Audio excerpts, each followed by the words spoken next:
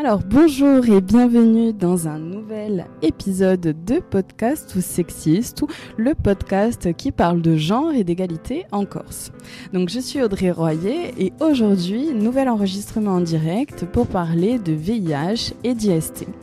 Donc nous sommes le 3 juin 2024, jour de lancement de la semaine santé sexuelle. Comme je vous le disais, aujourd'hui nous allons parler de VIH et d'IST, nous allons parler de groupes de personnes vulnérables et nous allons également parler de prévention et de dépistage. Pour cet épisode, je ne suis pas seule, je suis accompagnée de Paul Maerten qui co-animera cette table ronde avec moi, directrice de l'association C3S Corse Stratégie Santé Sexuelle.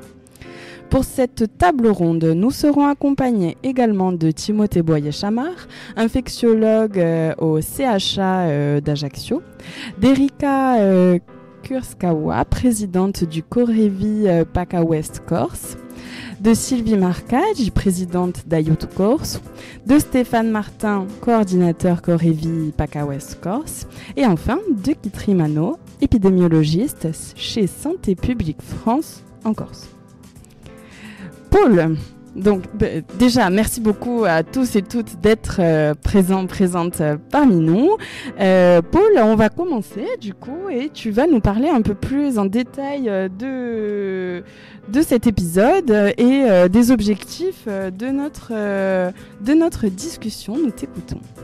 Eh bien, bonjour à toutes et tous. Du coup, l'objectif de cette table ronde est de parler et de discuter autour de la prévalence du VIH et des IST chez les groupes vulnérables vers une approche intégrée de la prévention et du dépistage en Corse.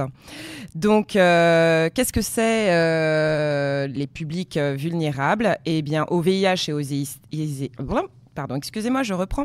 Donc, les populations vulnérables au VIH et aux IST se définissent comme des groupes de personnes qui, en raison de leurs caractéristiques socio-économiques, comportementales et ou contextuelles, sont exposées à un risque accru d'infection par le VIH ou d'autres infections sexuellement transmissibles.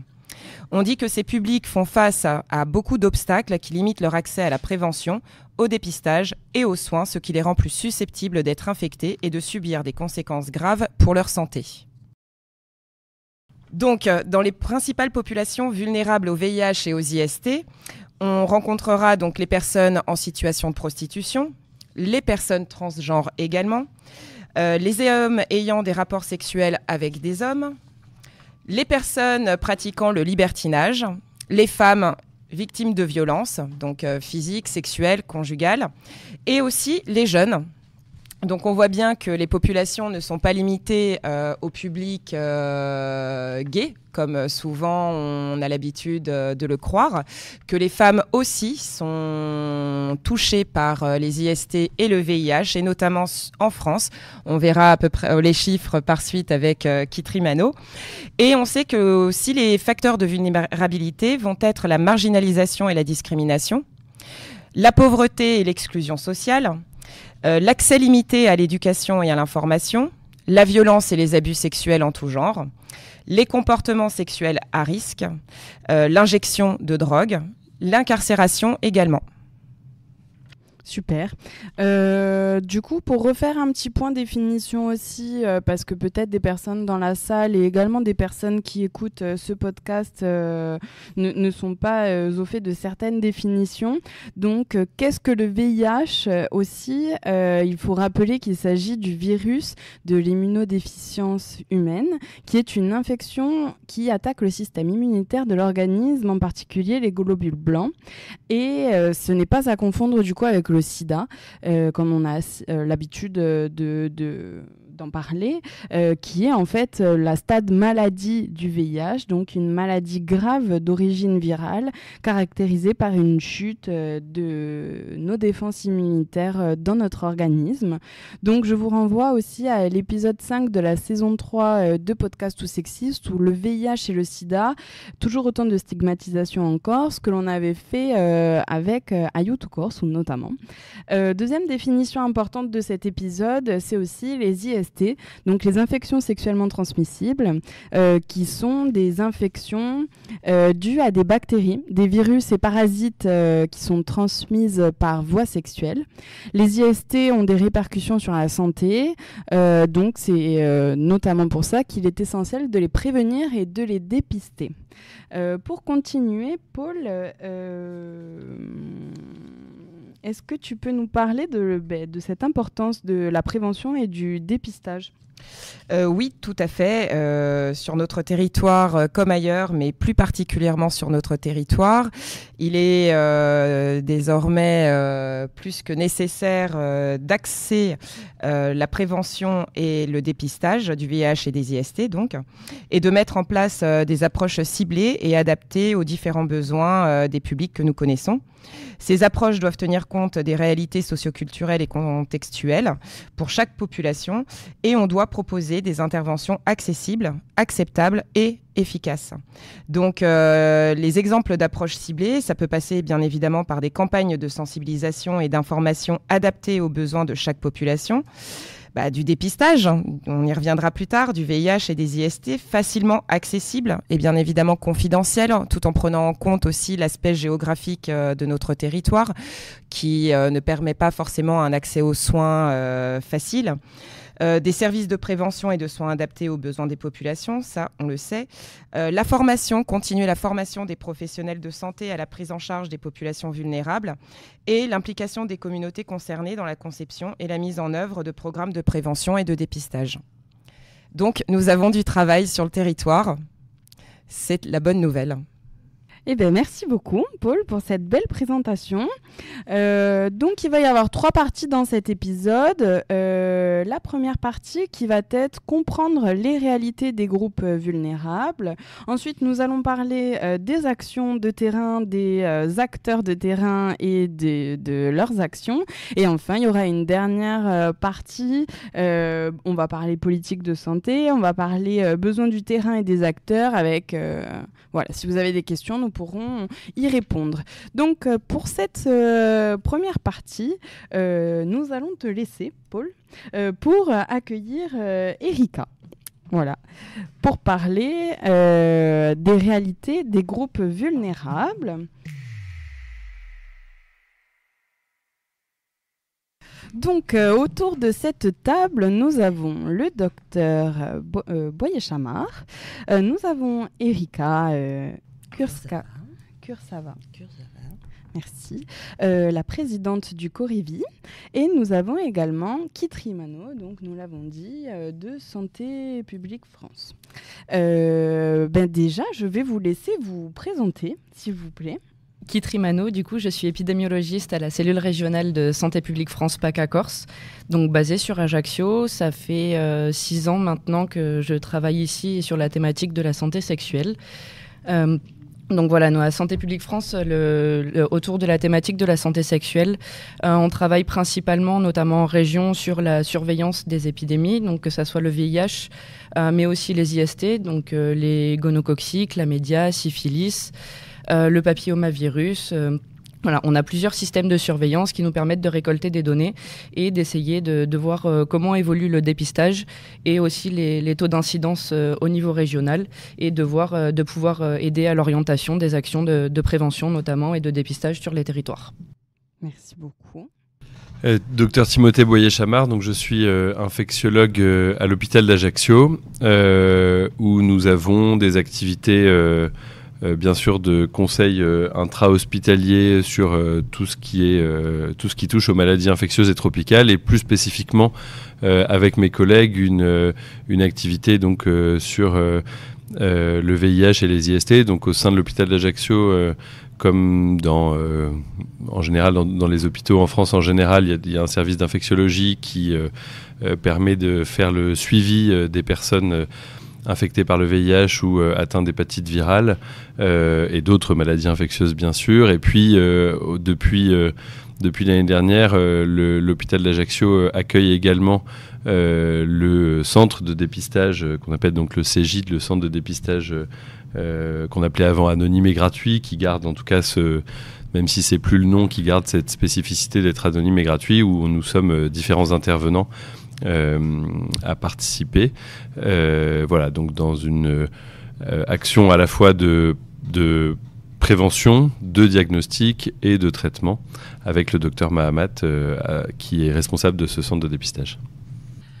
Bonjour, je suis Erika Kurzava, je suis la présidente du Corévi PACA Ouest Corse. Donc le Corévi, c'est un organisme qui coordonne l'ensemble des acteurs de lutte contre le VIH, les hépatites et les IST. Par ailleurs, je suis médecin sur le continent, je suis des personnes vivant avec le VIH, mais j'ai en charge également un CEGID, comme le disait Timothée. Alors ça, c'est une information à retenir. Les CEGID, il y en a partout en France et il y en a également en Corse. Et ces CEGID... ça permet de faire du dépistage, de l'accompagnement à la santé sexuelle, tout ça de manière bienveillante, anonyme et gratuit. C'est-à-dire que vous pouvez vous présenter dans ces centres de dépistage, ne pas donner votre nom, ne pas payer et être reçu tel que vous êtes, convenablement, sans préjugés. Ça, c'est à retenir pour ceux qui nous écoutent. Donc, n'hésitez pas à passer la porte, surtout en cette semaine de santé sexuelle où plein d'actions sont menées sur le territoire corse comme dans le reste du continent. Je me permets d'ajouter un mini commentaire sur les CEGID, quels qu'ils soient, partout en France. Et donc, il y en a un à Ajaccio, un à Bastia, notamment. Et à la différence de ce qu'on a peut-être en tête, c'est pas seulement des endroits de dépistage, mais c'est aussi des lieux de traitement. Enfin, on l'a dit, je crois, mais j'insiste dessus, de traitement des infections sexuellement transmissibles et de traitement autour de la santé sexuelle de manière générale. Est-ce que ça peut être également un lieu où on va parler de ses craintes C'est assez médecin dépendant en fait, mais l'objectif c'est de pouvoir aborder la santé sexuelle dans sa globalité et de pouvoir énoncer nos propres problématiques, nos difficultés. Ça peut être un lieu de repérage de violences sexuelles dans l'enfance comme actuelle. Ça peut être un lieu de dépistage également de vulnérabilité. C'est pour ça que diverses et variées. C'est pour ça qu'il y a souvent et des psychologues et des assistantes sociales également dans les équipes. Il n'y a pas que des médecins. Il y a des infirmières formées à la santé sexuelle. Il y a des tests rapides, des dépistages qu'on appelle les TROD, mais qui sont également employés ailleurs que dans les CEGID, dans les actions hors les murs, par différentes associations. On peut peut-être revenir sur le test rapide. Qu'est-ce que c'est un test rapide ? Donc un test rapide, un TROD, on appelle ça.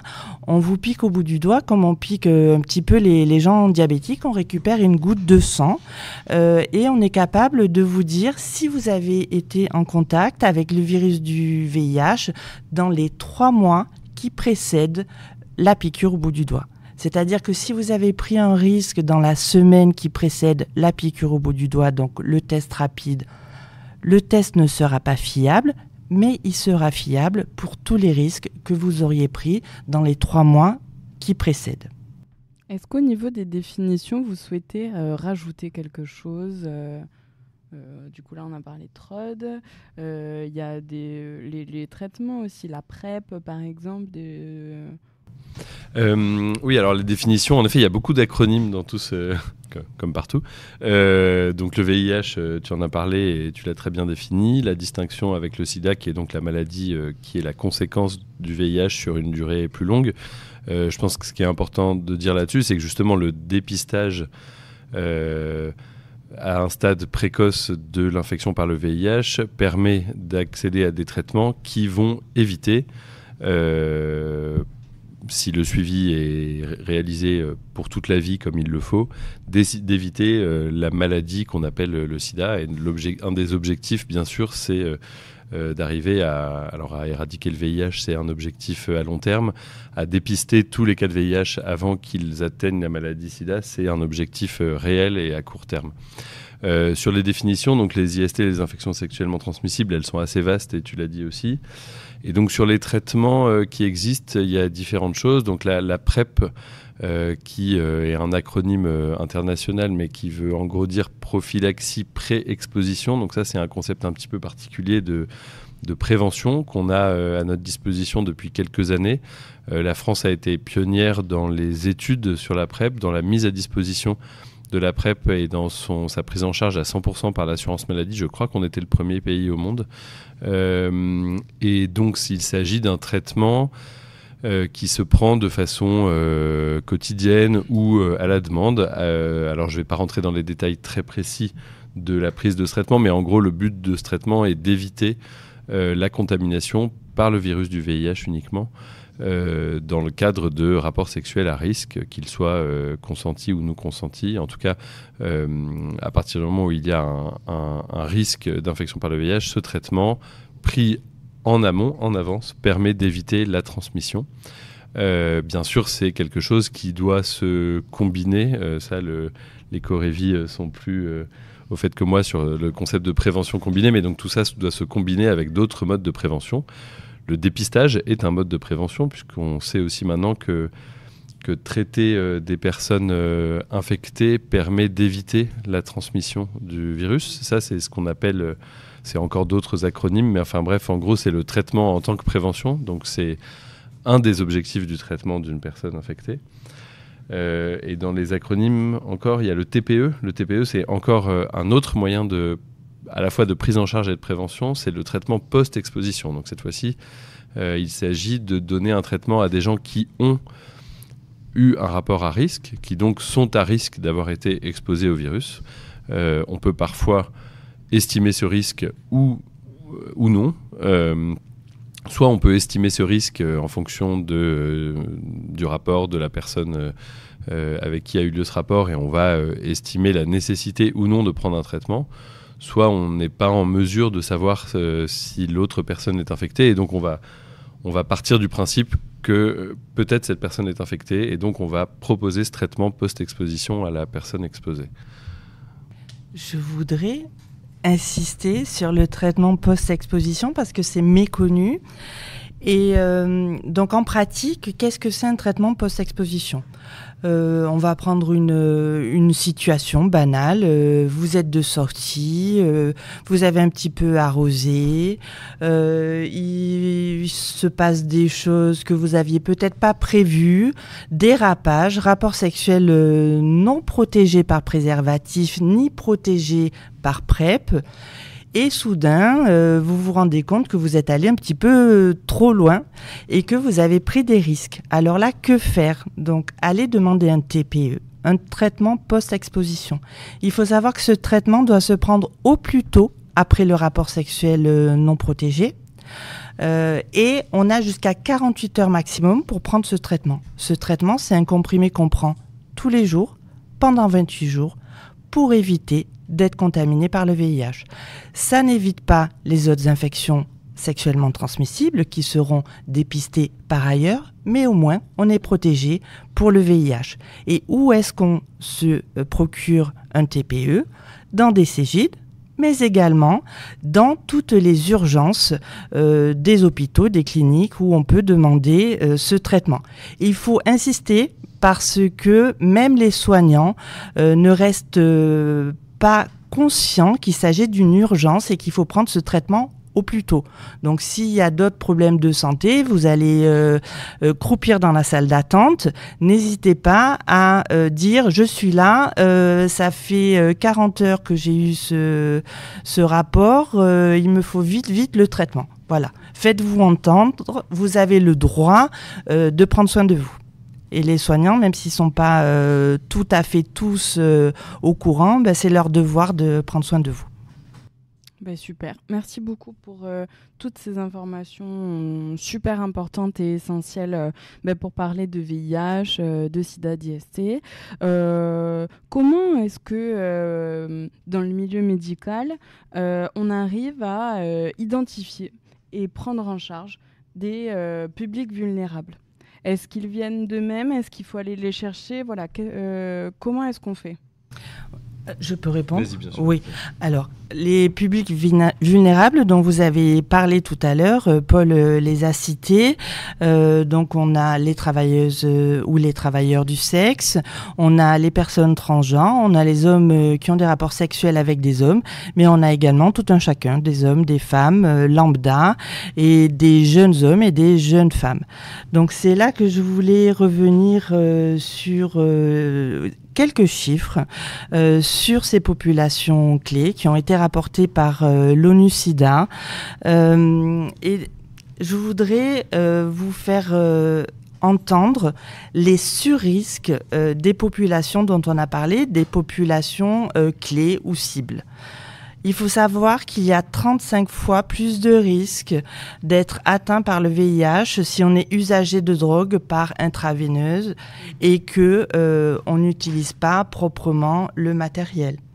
Il faut savoir également que les travailleuses du sexe ou les travailleurs, ont également 30 fois plus de risques d'être contaminés par le VIH que la population générale du même âge.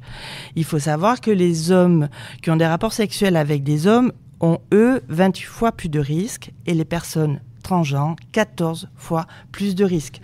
C'est pour ça que dans les campagnes de prévention, on a l'impression que les messages clés sont limités à certaines populations. Alors, oui, il y a des surrisques, comme je viens de vous le dire, dans les populations citées. En revanche, les autres populations ne sont pas à l'abri. C'est pour ça que dans nos messages, il faut oublier personne. Est-ce que Timothée Kitry, vous avez des informations quant aux personnes vulnérables ici en Corse Est-ce qu'elles viennent se faire dépister ? Est-ce qu'elles ont conscience qu'il faut se faire dépister ? Alors, je ne sais pas s'il y a des chiffres d'épidémiologie de Santé publique France. Moi, j'ai pas nécessairement de vision très claire sur qui vient et qui ne vient pas, à part ce qu'on voit, évidemment. Mais est-ce que du coup, certaines personnes sont... cochent les critères vulnérables. Voilà, c'est ce que... Oui, bien sûr. Donc, dans les personnes qu'on définit, c'est un peu bizarre, mais comme... population vulnérable et personnes vulnérables, oui, on en voit au Cégide notamment. Alors à l'hôpital, de façon générale, oui, car on voit tout le monde à l'hôpital, notamment dans les services d'urgence. Pour ces problématiques-là, peut-être pas assez. Ça, c'est bien sûr un vrai problème, et je pense que c'est un des objectifs aussi de cette table ronde. Alors, au Cégide, moi, de ma petite expérience, j'ai pas les statistiques du Cégide. Le Cégide a moins d'1 an au sein de l'hôpital, donc on n'a pas encore des données très importantes. Avant, il était au sein de la collectivité et on doit avoir aussi des données. Mais donc, j'ai pas de chiffres dans lesquels je vais rentrer en détail. En revanche, oui, on voit certaines personnes de ces publics vulnérables, mais sans doute pas assez. Et sans doute, il y a des personnes vulnérables qui n'ont pas la connaissance des lieux où se rendre ou qui, j'imagine aussi, parfois ont une crainte d'un jugement même vis-à-vis du personnel soignant. Hein. Je pense qu'il ne faut pas hésiter à le dire, que ce soit des médecins, des infirmiers, des personnes qui accueillent aux urgences. Et je parle de façon générale, je ne parle pas spécifiquement d'ici. Mais je pense qu'il y a encore... des craintes peut-être sur des histoires compliquées et on sait, tu le disais, il ne faut pas hésiter à se rendre aux urgences, il ne faut pas hésiter à se faire connaître, mais on sait aussi qu'au milieu d'un flot d'urgences, parce que les urgences sont surchargées absolument partout, c'est pas forcément simple à la fois pour les patients et pour les soignants, de savoir prendre le temps nécessaire pour comprendre des histoires et comprendre des risques. J'ai 2 remarques. Concernant les populations cibles, donc nous parlons de populations cibles. En revanche, quand on est de l'autre côté, on on se repère pas forcément comme étant une personne vulnérable. D'où l'importance, et je pense que Kiteri nous en parlera après, d'où l'importance d'avoir tout un système d'évaluation et de repérage de publics vulnérables, parce que quand on vit, on ne se perçoit pas forcément comme étant, comme faisant partie d'une population cible. Ça, c'est ma première remarque. Et la deuxième remarque, c'est l'aller vers. Voilà. C'est-à-dire qu'on peut faire des statistiques sur les gens qui viennent à nous, mais ceux qui viennent à nous ont déjà la compétence de venir à nous. Et quand on parle de public vulnérable, les gens ne pensent pas forcément qu'ils vont être les bienvenus, ne pensent pas forcément qu'ils en ont besoin, ou ne pensent pas forcément qu'ils vont être bien accueillis. D'où l'importance de certaines associations, des CEGID également, qui ont des actions hors les murs, d'aller vers ces populations que l'on dit cibles, et même vers la population générale, comme on l'a dit en préambule, puisque personne n'est à l'abri. Mais c'est ça, en fait, ma question de est-ce que des publics vulnérables viennent, c'était aussi pour dire après qu'est-ce qu'on va mettre en place pour aller plus les toucher. Donc on anticipe un peu, mais c'est très bien. Est-ce que vous avez des données chiffrées un peu de VIH, d'IST chez les populations vulnérables en France, pour commencer? Alors oui, en France, du coup, on a des données et de dépistage et de diagnostic chez les personnes vulnérables. Il faut savoir que donc, les dernières données là, dont j'ai à disposition datent de 2022, parce qu'on vient tout juste de boucler les bases de données 2023. Ça date de vendredi, donc on n'a pas encore fait les statistiques. Mais du coup, en 2022... notamment sur les découvertes de séropositivité, et ce depuis plus d'une dizaine d'années, on voit quand même une très nette diminution des infections chez les hommes ayant des rapports sexuels avec les hommes qui sont nés en France. En revanche, notamment sur la période Covid, ce qui était normal aussi, on avait observé une diminution des diagnostics chez les personnes nées à l'étranger, qu'elles soient hétérosexuelles ou homosexuelles ou bisexuelles. Mais du coup, depuis 2022, on voit une nouvelle augmentation, notamment chez les HSH, donc hommes ayant des rapports sexuels avec les hommes nés à l'étranger, et aussi chez les femmes hétérosexuelles nées à l'étranger principalement. Pour la Corse, c'est un peu plus compliqué de donner des statistiques, car on a un taux de dépistage qui est le plus faible de France au niveau régional. Contrairement à ce qu'on peut voir notamment dans les régions qui dépistent énormément, donc Île-de-France, PACA. Mais ce qui est rassurant, c'est qu'on voit quand même un taux de positivité qui fait partie aussi des plus faibles de France. Donc voilà. Après, comme on va moins vers les publics qui sont susceptibles d'être infectés, du coup on les diagnostique aussi moins. Donc c'est pour ça qu'il faut notamment mettre l'accent sur la prévention et l'aller vers, comme on en parlait tout à l'heure. Mais pour information, au niveau national, donc sur les données 2022, on avait quand même 54% des nouvelles contaminations en France qui étaient issues de rapports hétérosexuels et non pas homosexuels. Donc c'est vrai que les HSH, c'est une population qui a eu accès à la prévention depuis un certain nombre d'années maintenant, qui sont très sensibilisés sur la prise de risque aussi, et qui ont accès à une diversité de traitements ou de prévention, ce qui est moins le cas notamment chez les jeunes hétérosexuels, qui ont peut-être moins une prise de conscience du risque qu'ils sont en train de prendre forcément au quotidien ou quoi que ce soit, et qui ne font pas forcément attention à ces risques, et qui sont aussi moins avertis des modes de prévention auxquels ils peuvent bénéficier. Par exemple, les ventes de préservatifs en pharmacie, du coup c'est gratuit. C'est ça, avant 26 ans, il y a une distribution gratuite de préservatifs qui peut être faite en pharmacie. Il y a aussi des dépistages qui sont en train de s'ouvrir de manière plus large actuellement, sans ordonnance, qui sont disponibles en laboratoire. Donc avant, c'était les tests, c'est ça, qui avant étaient uniquement pour le VIH et qui sont en train de s'ouvrir donc, à la syphilis, chlamydia, gono et hépatite B aussi. Donc voilà, c'est une offre qui est en train de se diversifier et dont il faut faire la promotion pour justement éviter la dissémination de ces pathologies. Est-ce qu'on a des informations sur le public qui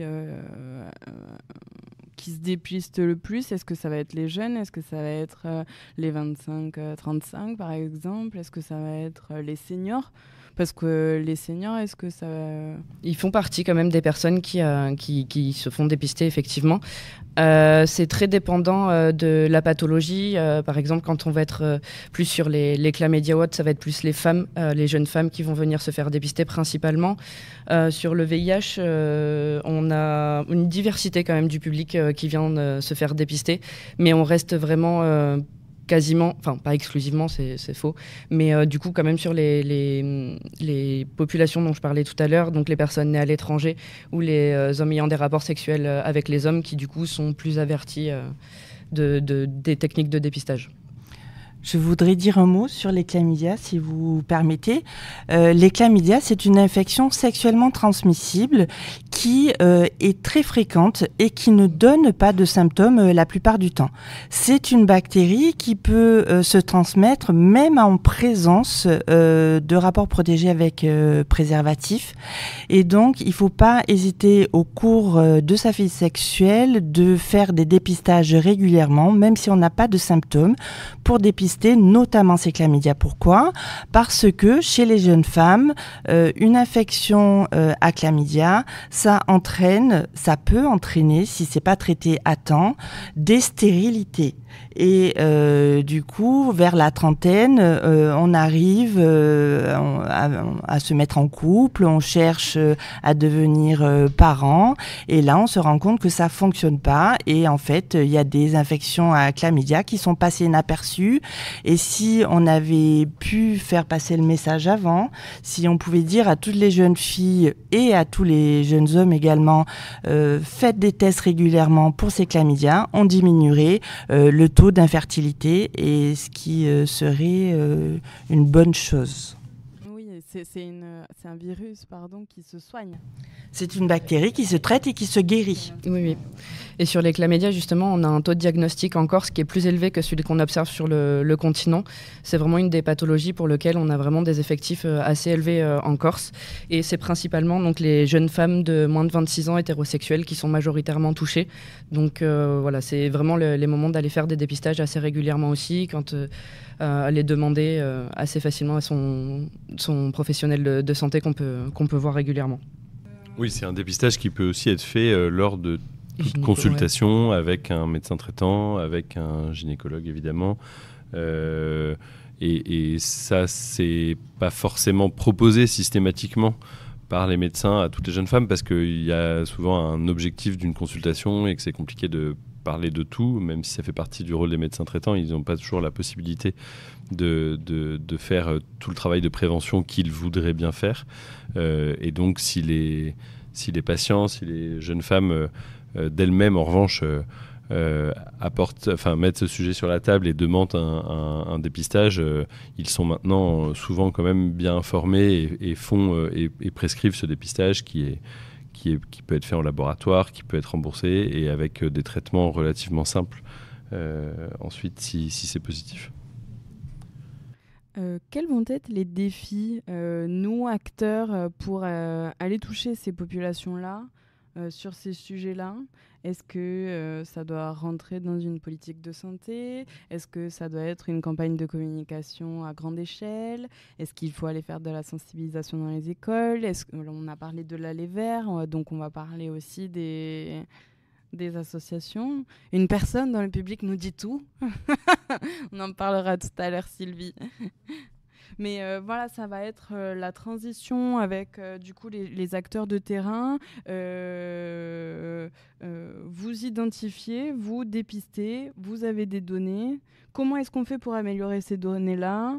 Par le biais de toutes ces actions-là, qu'est-ce qui peut être prioritaire ? C'est vrai que c'est très public dépendant en fonction de qui on veut aller toucher aussi. Par exemple, on parlait au début des travailleurs du sexe ou travailleuses du sexe.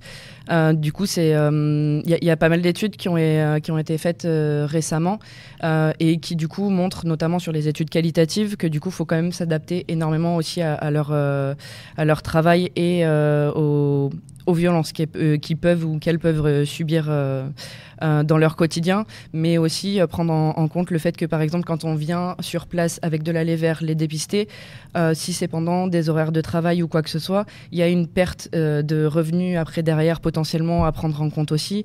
Donc il faut forcément s'adapter et aux horaires de chacun et aux lieux de convivialité de chacun aussi. Voilà, c'est vraiment très population dépendant pour le coup.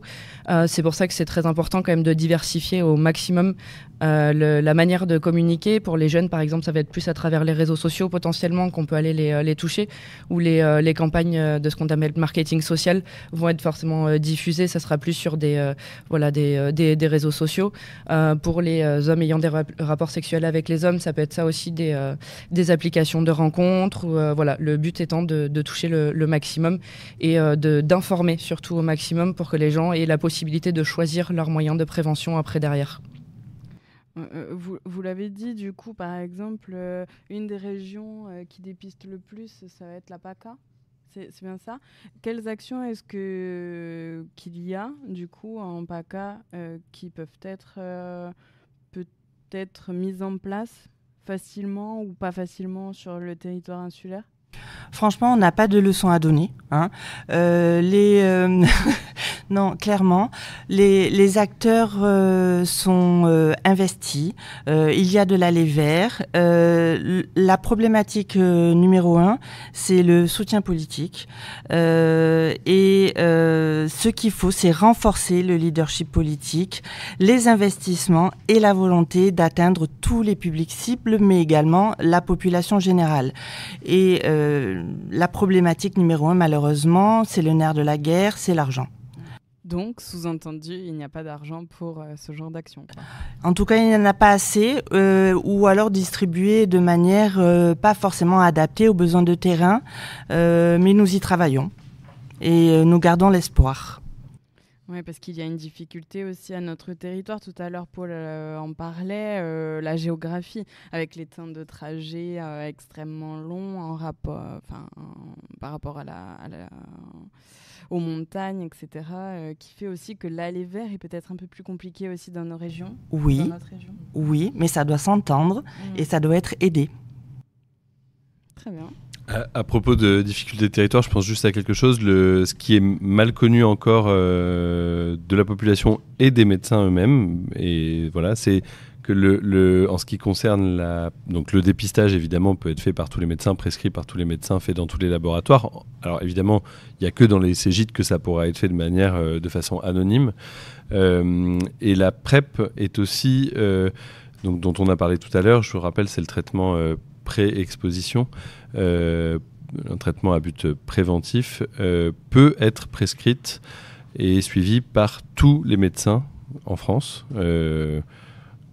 quelle que soit leur spécialité, quel que soit leur lieu d'exercice. Cette information-là, c'est bien de la diffuser, comme on le fait là, auprès du public, parce que les médecins eux-mêmes ne sont pas toujours au courant. Il faut dire que cet élargissement de la prescription de la PrEP à tous les médecins, c'est tombé en plein dans l'épidémie Covid, durant laquelle tous les médecins étaient très occupés par la vaccination. Et ils l'ont fait, ils ont énormément travaillé sur la vaccination contre le Covid. Et donc, ils recevaient énormément de messages déjà de santé publique dans tous les sens liés au Covid. Et donc, cette avancée qui est quand même passée à ce moment-là est passée un petit peu à la trappe pour certains médecins. Certains médecins aussi ne sont pas forcément sensibilisés à la PrEP parce que c'est une façon nouvelle de faire de la prévention. Et donc, il ne faut pas hésiter, quand on est patient, quand on est une personne consultant son médecin et qu'on désire parler de PrEP, à en parler, à lui dire qu'il a le droit de la prescrire. Évidemment, les médecins peuvent ne pas se sentir capables de bien le faire et de bien suivre, mais ils peuvent, dans ces cas-là, prendre conseil auprès des hôpitaux en Corse, mais aussi auprès d'un service du Corévi PACA-Corse, oui. dont Erika. Je te laisse parler. Merci. Merci pour cette perche. Effectivement, il y a une ligne qui a ouvert sur le continent à Marseille qui s'appelle PrepLine. Ce sont des médecins qui prescrivent la PrEP et qui ont une ligne téléphonique ouverte toute la semaine, on va dire 10h à 17h à peu près. Il y a un numéro que j'ai oublié, mais peut-être on pourra l'incruster, voilà.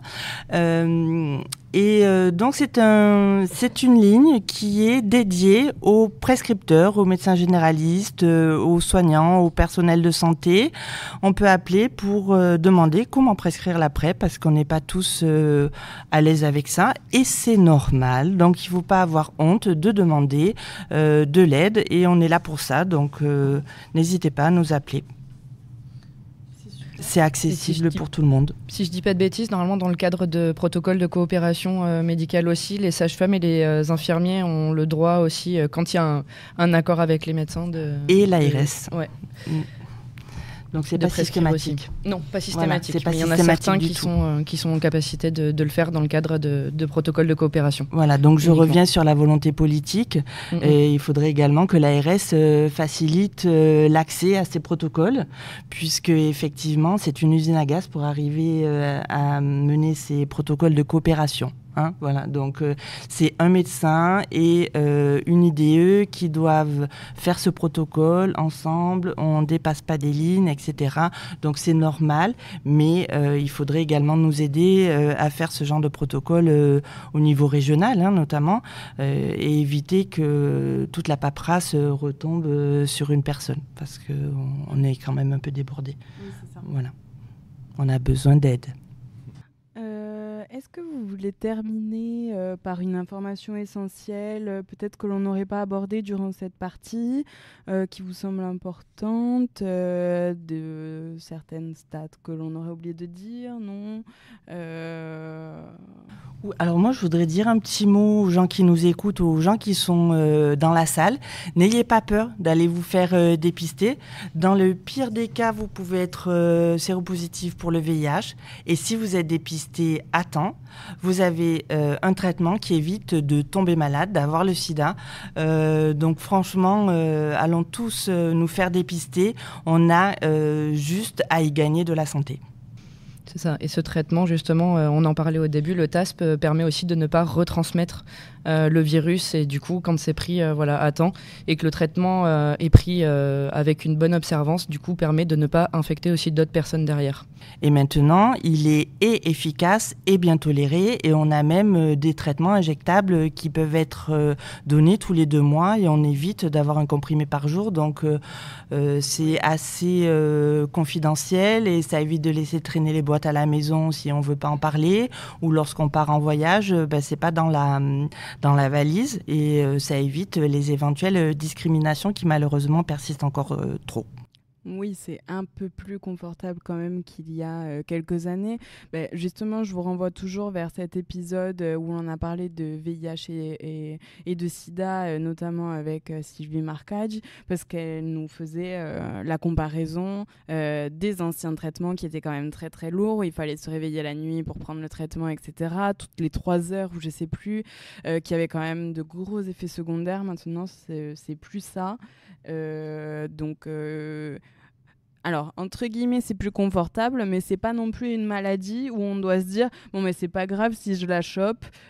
Faut quand même aussi. Voilà, c'est un peu la problématique du moment, je trouve. C'est-à-dire qu'on a à la fois envie de donner ce message dans le dépistage que le traitement n'a plus rien à voir avec les années d'avant, et ça, c'est des progrès énormes pour les patients infectés. Et donc, il y a évidemment pas de sujet. Ça n'est que du positif pour les patients infectés. Aujourd'hui, le but d'un traitement, nous, c'est ce qu'on essaye de dire aux patients quand on les prend en charge, notamment quand ils sont dépistés à un stade précoce, c'est de revenir ou de conserver une vie personnelle, professionnelle, sexuelle, affective, normale. C'est-à-dire qu'en fait, c'est vraiment le but du traitement, c'est d'avoir une vie normale sur tous les pans de la vie, avec quand même, et donc on ne peut pas non plus mettre de légèreté là-dedans, c'est-à-dire que pour ces personnes qui vont être infectées, ça n'est que positif d'avoir cet objectif de vie normale et de traitement très simple maintenant à prendre, mais il s'agit quand même d'une infection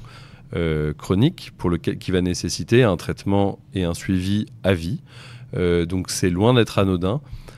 C'est pas tout à fait comme avoir une autre pathologie à vie, type diabète, hypertension, comme on l'a un peu laissé entendre pendant un moment, parce qu'il s'agit quand même d'un virus, et donc un virus, ça pardonne pas des écarts de régime, parce que un virus, ça mute, ça fait des mutations, et donc c'est un suivi qui est pas non plus simple pour les personnes, et on a ce petit problème en ce moment, je trouve, de la simplicité de ce traitement a presque laissé retomber un peu dans une partie de la population la prévention, en se disant après tout, je peux prendre des risques parce que si je suis infecté, ce sera plus qu'un cachet, et c'est pas grave. Et on le voit ça, moi je le vois dans des contaminations récentes, dans des personnes récemment diagnostiquées. Alors en fait, c'est dangereux ici parce qu'on ne dépiste pas. Et il me semble qu'il y a quand même une donnée importante, c'est qu'il y a beaucoup de dépistage en Corse où on en est à la maladie. On en est au stade sida. Donc, c'est quand même un peu dangereux de se dire c'est une maladie entre guillemets tranquille parce que j'ai plus qu'un cachet. Et je dis bien entre guillemets parce que c'est un peu la fausse croyance que l'on a. Mais on arrive quand même à des stades sida très fréquemment. Alors fréquemment, j'irai peut-être pas forcément jusque-là, mais c'est pas des stades sida forcément, mais c'est des diagnostics tardifs. Ouais, effectivement, il y en a, il y a une proportion non négligeable en tout cas de diagnostics tardifs. Pas forcément au stade sida, mais voilà, où il y a déjà le système immunitaire est déjà bien attaqué chez la personne. Donc voilà, c'est pour ça qu'il faut aller se faire dépister le plus tôt possible dès qu'il y a une prise de risque qui est réalisée. Oui, un tiers des dépistages montrent un diagnostic trop tardif, ça c'est vrai. Et je voulais quand même finir sur un message positif qu'on ne pouvait pas employer avant 2008. Et c'est un message qui encore a du mal à passer. I égale I, qu'est-ce que ça veut dire ? Indétectable, intransmissible. Ça veut dire que si on prend bien son traitement, et qu'on a une charge virale indétectable, qu'est-ce que ça veut dire ? Qu'on ne retrouve pas de virus dans le sang ni dans les sécrétions sexuelles, on ne peut pas contaminer. Donc c'est pour ça que il est bon de l'entendre également. Ça motive à l'observance, c'est-à-dire ça motive à prendre son traitement tous les jours, parce qu'on sait qu'à partir de 6 mois après le début de l'indétectabilité, on peut de nouveau avoir des rapports sexuels non protégés avec son partenaire habituel qui s'est déjà dépisté et qui ne va pas voir ailleurs, et ça évite la contamination. Oui, et qui ne va pas voir ailleurs, oui. Bon. Eh bien, je vous remercie à tous les trois pour ces belles informations.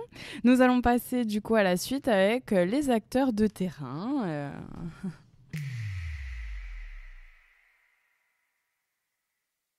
Pour cette deuxième partie où nous allons parler des acteurs de terrain, de leurs actions, donc des actions des associations, je vais vous laisser vous présenter.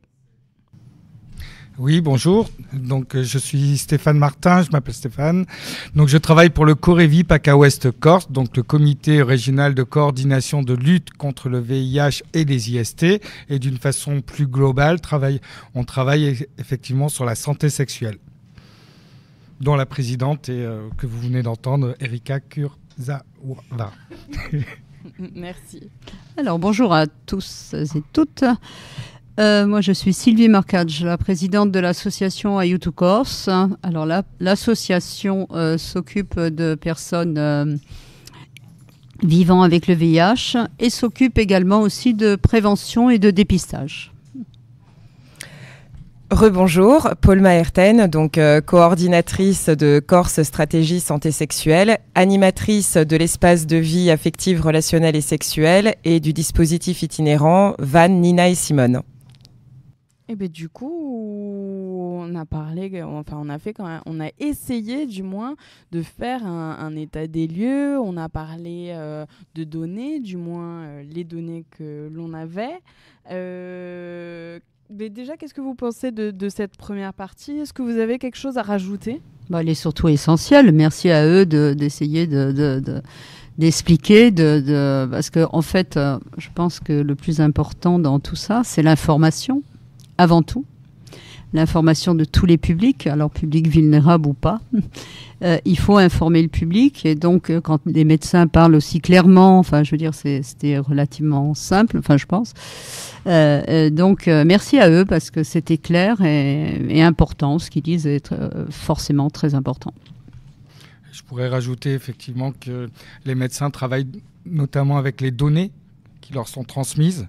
Donc en fait, le Corévi, par exemple, il y a tout un pan du travail qui est épidémiologique, comme le Santé publique France, mais en tout cas, au niveau de tous les acteurs, le recueil des données est très important, parce qu'ensuite, il y a le traitement des données. C'est à partir de ces données qu'on peut ajuster toutes les stratégies. Donc il y a toute cette importance-là qu'il ne faut pas négliger. Donc le Corévi travaille avec des techniciens d'études cliniques qui sont répartis sur tout le territoire, qui eux sont affectés justement au recueil et au suivi des données, qui sont ensuite traités par le service épidémio du Corévi pour transmettre, divulguer et diffuser les informations le plus précisément possible auprès de l'ARS, qui doit ensuite ajuster toutes ses stratégies à partir de ces données. Alors justement, ce qui est un peu problématique chez nous, c'est qu'il n'y a pas trop de données, quand même, en Corse, sur le territoire. Donc ça complexifie un peu les actions à mettre en œuvre. Mais en tous les cas, nous, sur le terrain, alors on ne s'occupe pas vraiment des données, parce que de toute façon, on ne les a pas, ou on a les nôtres. Mais on sait que de toute façon, la prévention va passer forcément par l'information. On n'informe pas assez. Faire du dépistage, oui, c'est bien, mais encore est-il qu'il faut avertir la population d'abord l'intérêt du dépistage, la première des choses. Pourquoi se faire dépister, parce qu'aujourd'hui, alors on va prendre par exemple les jeunes. On parle beaucoup aux jeunes. Alors, les réponses qu'on peut avoir sont complètement... mais pour eux, oui, sida, oui, préservatif, oui, on prend un cachet, ce que disaient tout à l'heure les infectiologues. Et puis, le problème est résolu, mais on leur parle dépistage TROD, ils ne savent pas. Enfin bon, voilà. Donc, si on n'informe pas, on ne voit pas comment ces jeunes pourraient venir vers le dépistage. Donc, effectivement, alors, vu la complexité, effectivement, du territoire pour toucher tous les jeunes, ça nécessite beaucoup de routes, beaucoup de temps, beaucoup d'organisation pour toucher ces jeunes. Et nous sommes peu nombreux quand même sur le terrain. Justement, parlons de ces actions, Paul et Sylvie. Je sais que vous travaillez aussi beaucoup ensemble justement sur le dépistage et sur la prévention donc du VIH et des IST. Qu'est-ce que vous pouvez nous dire sur les actions qu'il y a sur le territoire ? Bien, tout d'abord, je reviens quand même, mais c'est en lien avec ce que disait tout à l'heure le docteur Timothée Boyer-Chamard et Kitri Mano de Santé publique France. Effectivement, sur le territoire, on a de la même manière que sur le continent des CGID, des dispositifs de prévention et de dépistage autour du VIH et des IST. Nous avons des médecins qui sont informés autour de la PrEP, puisque l'an dernier, le Corévi PACA Ouest Corse, accompagné des infectiologues du centre hospitalier d'Ajaccio, ont formé une partie des médecins libéraux de Corse du Sud et de Corse en général. Le souci, c'est que tout fonctionne malgré tout au ralenti, c'est-à-dire qu'on a des CGID, mais on n'a pas, par exemple, de permanence ouverte à des horaires où les publics dits vulnérables, que ce soit les personnes, les hommes ayant des relations sexuelles avec les hommes, les libertins, les personnes en situation de prostitution, ou même tout simplement les jeunes qui, parce qu'ils ont cours et qu'ils sont à l'école, ne vont pas pouvoir aller en CGID de 9h jusqu'à 16h. Peut-être qu'il faut imaginer une réelle coordination entre les acteurs pour que soient déployés des partenariats pour ouvrir des CGID, par exemple, bien de 17h à 22h, pour informer autour de la PrEP, pour informer autour du dépistage notamment, et augmenter tout simplement le nombre d'acteurs, donc peut-être les moyens, comme le disait tout à l'heure la présidente Erika du Corévi PACA Ouest Corse, pour que nous puissions finalement également augmenter le aller vers des populations que finalement on n'a pas l'habitude de trouver actuellement. Donc au-delà de la bonne volonté effectivement des acteurs de terrain, il faut également une politique engagée vers ces questions. Et du coup, une coordination pour se dire qui fait quoi et comment est-ce qu'on fait pour aussi mailler le territoire un peu plus efficacement à travers différentes actions. Comment est-ce que vous faites du coup en PACA et qui serait possible de faire encore en Corse? Alors le Corevi dispose forcément d'un maillage territorial avec tous les différents acteurs. C'est à peu près 1800 adresses. En ce qui concerne le Corevi PACA et le territoire corse. Donc ensuite, on travaille sur des thématiques. Au-delà de l'épidémio, au-delà de on dispense également des formations, mais on travaille sur certaines thématiques. Donc on fait des appels à candidature pour lancer des groupes de travail, des groupes projets. Donc qu'ils soient, par exemple, les derniers groupes de travail qui sont pour l'instant très marseillo-centrés sur le chemsex, mais qui est une problématique qui est en train de se développer un petit peu partout en région PACA et sur le territoire corse également. Donc, comment faire pour sensibiliser les publics? Quelles réponses on peut amener? Effectivement, quels sont les risques tant en termes d'infectiologie, mais en termes d'addictologie. Donc, par exemple, voilà, c'est comme ça que travaille le Corevi. Donc, on réunit, on fait des appels à candidature. Là, on va travailler très prochainement sur les parcours de soins, notamment pour les personnes vivant avec le VIH. Quel est le parcours de soins? Quelles sont les difficultés rencontrées, notamment aussi par rapport aux populations migrantes. Donc, ce sont des appels à candidature. Et ensuite, les différents acteurs de terrain se réunissent lors de copies, lors de visio, et on essaye d'apporter les réponses adaptées, ou en tout cas travailler aux perspectives à mettre en place pour apporter une réponse de terrain ensuite.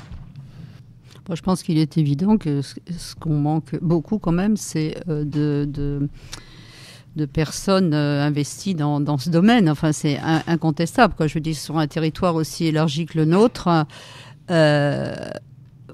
on n'est pas assez, quoi. Enfin, bon, ou du moins, en tous les cas, on ne les voit pas, s'il y en a. Hein. On ne les voit pas beaucoup, donc il n'y en a vraiment pas assez.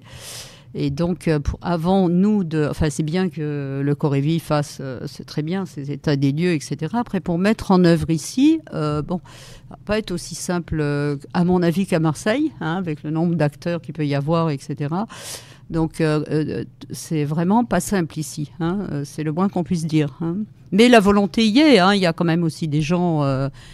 déjà, tous ceux qui sont là, merci. Il y a quand même des gens qui s'intéressent à cette problématique et ça s'est considérablement amélioré, parce que moi, je suis quand même sur le terrain depuis de nombreuses années, je ne vous dirai pas, mais vraiment de très nombreuses années. Et de ce fait, je vois quand même les choses ont considérablement évolué. Et cette politique menée de santé sexuelle va, nous, association de lutte contre le sida, on est les seuls quand même en Corse, hein, en termes associatifs. Ça nous donne un coup de... Ça nous fait du bien, hein. On se sent un peu moins seul quand même. Hein. Alors merci à tous. Hein.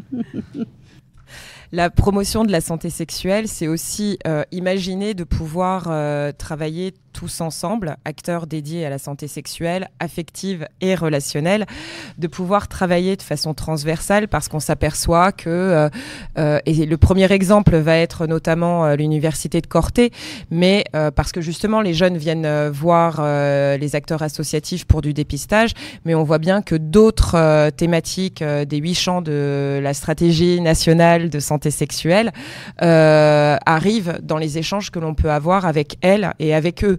Notamment sur les questions de violences sexistes et ou sexuelles, les questions aussi de transidentité ou d'orientation sexuelle, de contraception, etc.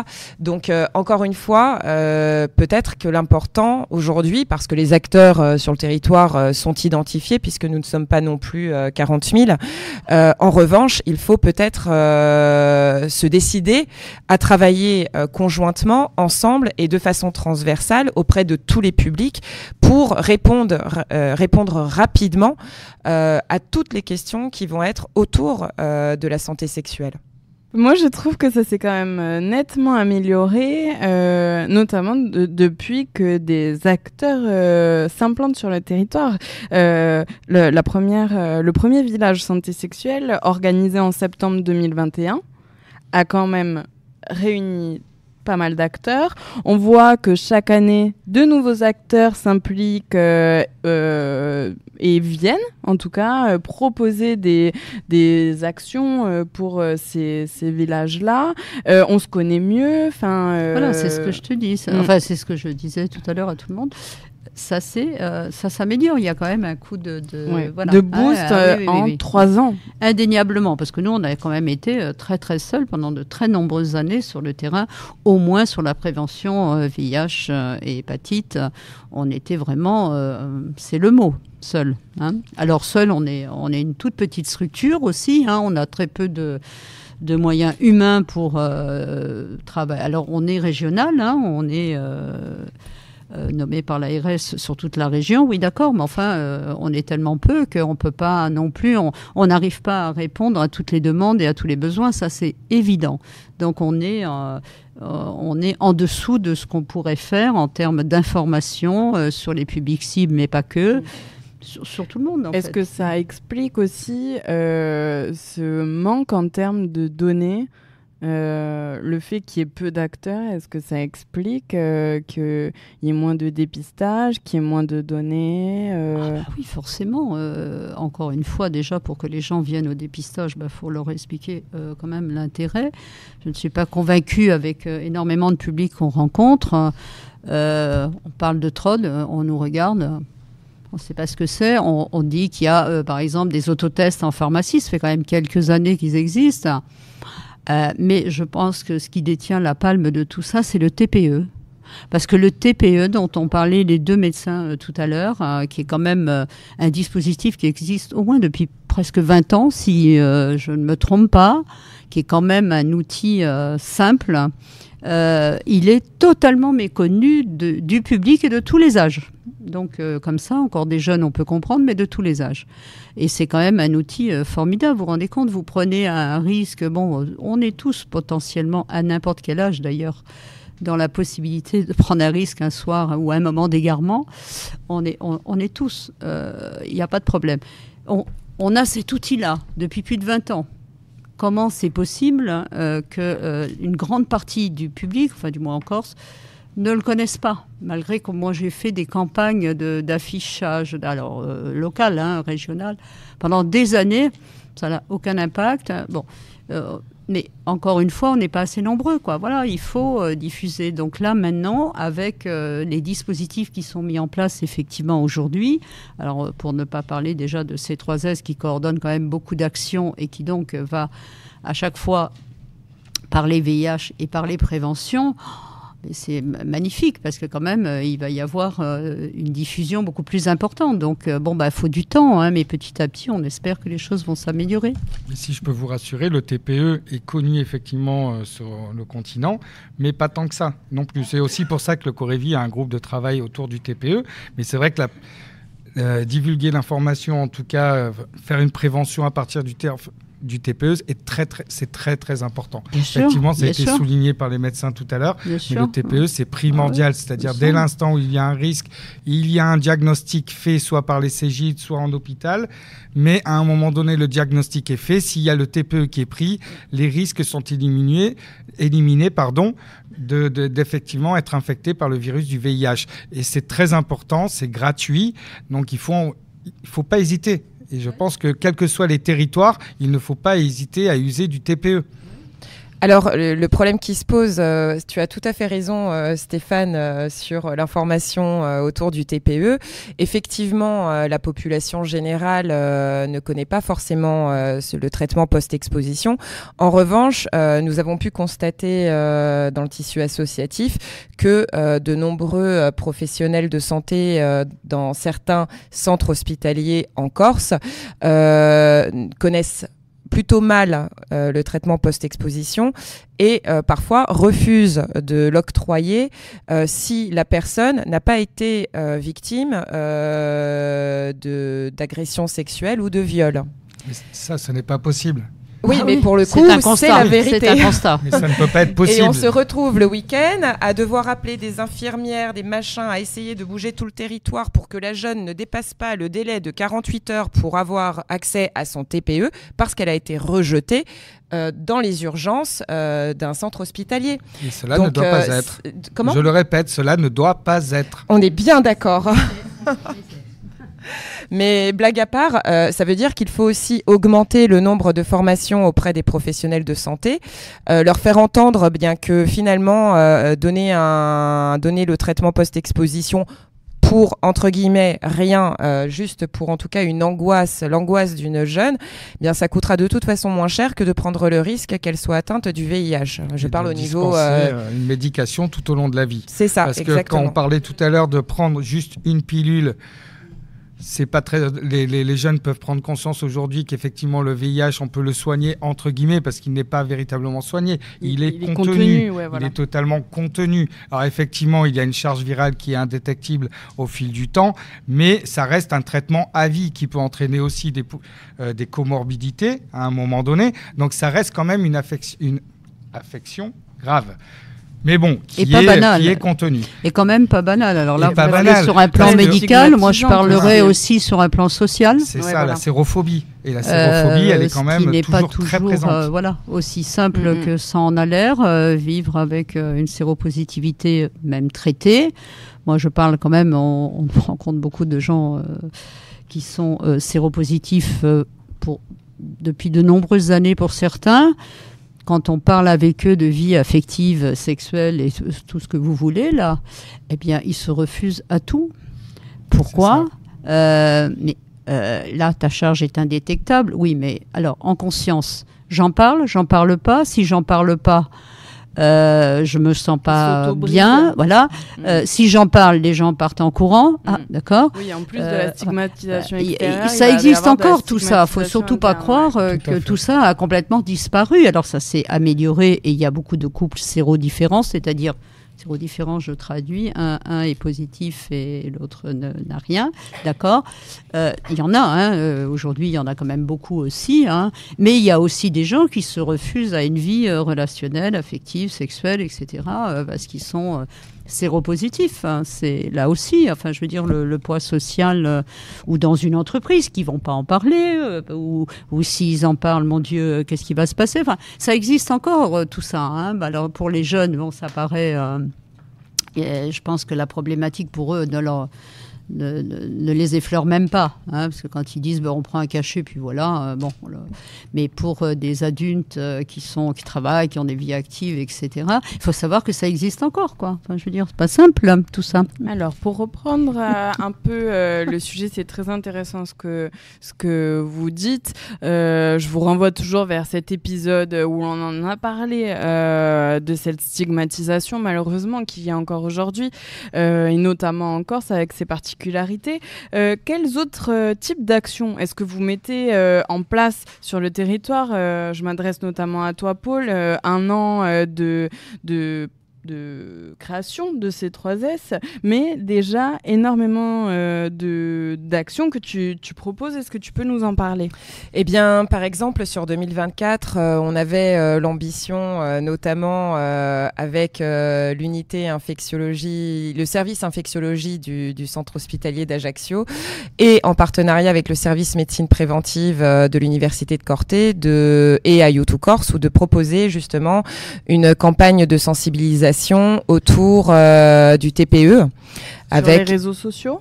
Alors, oui, sur les réseaux sociaux, parce que forcément, lorsque tu crées, par exemple, un affichage, tu peux le déployer via les réseaux sociaux, mais aussi in situ de l'université, avec une journée dédiée à l'information autour du TPE. Le projet est toujours en cours. On a dû stopper un petit peu les choses parce que le service médecine préventive est en pleine mutation, puisque le docteur principal part à la retraite, que nous lui souhaitons donc bien bonne. Donc nous ne pouvons pas engendrer de nouveaux projets à l'université tant qu'il n'aura pas été remplacé. Mais le projet était prévu sur la stratégie régionale de C3S autour de la santé sexuelle, et j'espère que nous pourrons rapidement le mettre en œuvre avec le nouveau service En Marche. Alors, quels autres types de missions? On parlait d'aller vers tout à l'heure. J'attends que tu me parles de ton van. Ah mais bien sûr, alors le dispositif itinérant Nina et Simone, donc dispositif de la préfecture de Corse, mais plus particulièrement de la direction régionale aux droits des femmes et à l'égalité, est un dispositif donc itinérant qui a vocation à aller vers les publics et les territoires prioritaires, mais aussi les territoires ruraux. Il a été inauguré le 30 avril 2024 et est déjà sur de nombreuses routes sur le territoire, et effectivement a différentes missions, dont aussi le VIH et les IST. Oui, l'information, la sensibilisation. Information, sensibilisation et surtout orientation la plus rapide possible, ce que permet ce van, en plus, ce dispositif, puisqu'il a vocation à travailler de façon multipartenariale. Et on s'aperçoit avec l'augmentation aussi, parce qu'on n'en a pas parlé, on a parlé de géographie tout à l'heure, mais on n'a pas parlé de l'augmentation exponentielle de la population entre mai et octobre. On passe d'une population de, si mes souvenirs sont bons, 400... Non, on est à 350 000 habitants à peu près à l'année, et on augmente fois 2,5, fois 3 durant, même plus encore, durant la période estivale. Si bien que forcément, si on n'est déjà pas suffisamment nombreux sur le terrain durant l'année hors scolaire, on va dire, ouais, on l'est encore moins durant la période estivale. Donc le dispositif va axer ses actions de prévention dans les différents lieux festifs. On va parler du festival Calvi on the Rock, le festival Soluna. On va parler aussi des camps naturistes, où on sait que la majorité des camps naturistes ont aussi de nombreuses personnes qui ont une vie sexuelle très épanouie, mais qui peut potentiellement être à risque. Donc la distribution de préservatifs, d'informations autour du TPE, au cas où, d'informations autour de la PrEP, semble opportun en suivant cette saisonnalité particulière. Et toujours en lien aussi avec les IST et le VIH, quand on parle aussi de promotion de la santé sexuelle, affective et relationnelle, on parle bien évidemment durant cette période aussi des violences sexistes et sexuelles faites aux femmes. Donc et voilà, ce dispositif, accompagné des acteurs associatifs partenaires, mettront l'accent sur ces thématiques durant l'été. Oui, on peut aussi parler quand même qu'on rencontre depuis quelque temps le public à Borgo, incarcéré à Borgo. Oui, j'allais en parler justement, voilà, parce qu'on est dans la semaine santé sexuelle, voilà, pour le rappeler. Et demain... Oui, demain, par exemple, nous partons toutes les deux, oui. Faire une journée à Borgo. Alors, explique un peu ce que tu... Alors, C3S a un très beau travail avec la maison d'arrêt pour femmes qui s'appelle Intimité sans liberté, et qui a vocation de questionner la vie affective, relationnelle et sexuelle des personnes, des femmes incarcérées. C'est un projet qui nous tient plutôt très à cœur, parce que c'est un public passionnant et passionné pour le coup. Et durant la semaine santé sexuelle, en partenariat avec Ayutu Corse, ou donc demain, on voit des hommes. Nous allons voir les hommes pour le proposer un dépistage TROD, donc, dont on a donné la définition tout à l'heure. Avant de proposer, on va quand même faire une sensibilisation. Et ça, du coup, est-ce qu'ils sont considérés comme étant un public vulnérable? Oui. Oui. Parce que loin de l'information. Oui. Loin de l'information. Et puis parce qu'en prison, il se passe beaucoup de choses. Non, mais on ça, on n'en peut doute être pas. incarcéré et pour autant continuer à avoir une vie sexuelle. Et là, toute la problématique du milieu carcéral, c'est que tout rapport sexuel n'est pas forcément et n'est certainement pas le plus souvent protégé. Donc, de dépister, la dernière fois, je ne sais plus qui nous demandait, mais vous y avez été l'année dernière faire du dépistage? Oui, c'est vrai, mais c'est pas parce qu'on a été dépisté l'an dernier qu'entre-temps, il n'y a pas eu de rapport sexuel en milieu carcéral. Est-ce que c'est plus compliqué en milieu carcéral de garantir l'anonymat, la confidentialité? Ah ouais, plus compliqué pour nous, en tous les cas, non. Pour les actions qu'on va faire demain, on va donc faire une proposition de dépistage TROD pour les hommes, là. Bon, nous, on est de marbre, hein. C'est à leur volonté. S'ils veulent effectivement une prise en charge, il va falloir informer le médecin de la prison, parce que quand vous faites un test rapide, systématiquement, il doit y avoir une confirmation par une prise de sang. Donc nous, on ne peut pas faire de prise de sang, donc il faut que la personne accepte la divulgation de ce résultat à la prison. Si la personne nous dit non, nous, on ne fera absolument rien. Absolument rien. Notre rôle n'est pas d'avertir la prison en disant attention, vous avez un séropositif au médecin de la prison. Mais oui, mais avec l'accord de la personne. Si la personne ne veut pas, on ne pourra rien faire. Oui, et là, on reste sur le côté, entre guillemets, usager et médecin. Je te donne un exemple. À la maison d'arrêt pour femmes, par exemple, elles sont maximum au plus haut 15. Bon. Sur 15 femmes, si par exemple l'une d'entre elles est positive à un test VIH TROD et qu'elle part pour une vérification, prise de sang, etc., on sait très bien que... alors oui, puis que l'information aussi peut être descendante, c'est-à-dire que d'autres... elle ne devrait pas l'être, hein. On s'adresse aux médecins. Mais on est en milieu carcéral et on sait très bien que l'anonymat, la confidentialité certainement, mais l'anonymat, il y a quand même quelques risques pour que la personne ne puisse pas bénéficier de l'anonymat de son statut sérologique. Ça, c'est la réalité. Il y a une différence entre sur le papier et la réalité des choses, quoi. Tout à fait, mais... C'est compliqué, c'est vrai que c'est compliqué. C'est pour ça que le Corévi, d'ailleurs, travaille sur un chantier qui est le guide des bonnes pratiques en milieu pénitentiaire.